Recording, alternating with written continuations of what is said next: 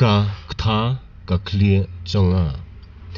ktha khlieh jonga. My head is aching. My head is aching. My head is aching.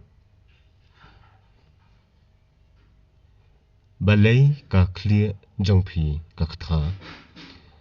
Balay khlieh jong phi ktha. Why is your head aching? Why is your head aching?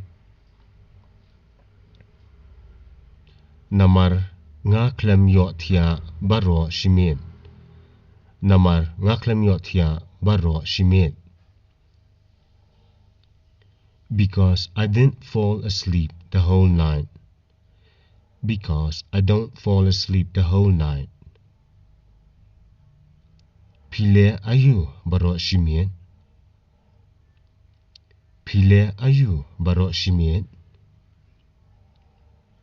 What did you do the whole night? What did you do the whole night? Ukhun jonga uyam baro shimet.